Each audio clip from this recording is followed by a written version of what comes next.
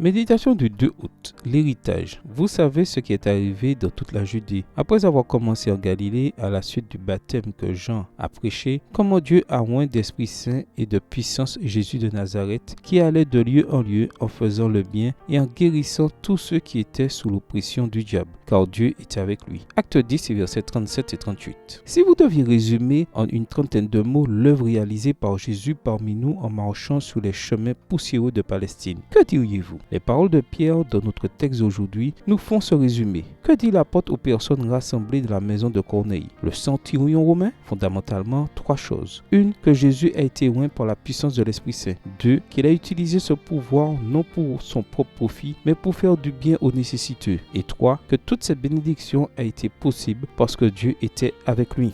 Or, si le Seigneur de gloire allait de lieu en lieu en faisant le bien, si sa vie a été une source permanente de bénédiction pour quiconque entrait en contact avec lui, ne devrait-on pas pouvoir dire la même chose de nous, ses disciples?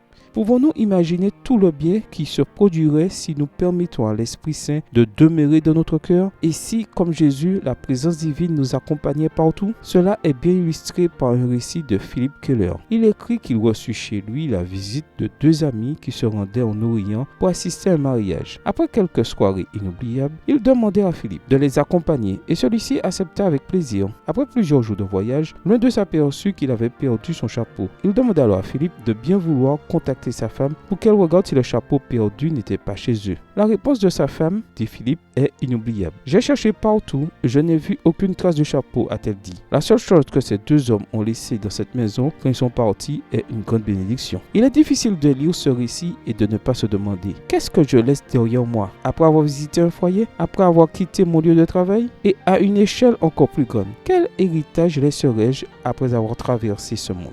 Prière. Bon Père Céleste, aujourd'hui, je veux vivre pour faire le bien et je veux t'emmener partout où je vais. Ce n'est qu'ainsi que ma vie pourra être une bénédiction, pas seulement aujourd'hui, mais jusqu'à la fin de mes jours dans ce monde. À toi soit l'honneur et la gloire. Bonne journée à vous et que le Seigneur vous bénisse.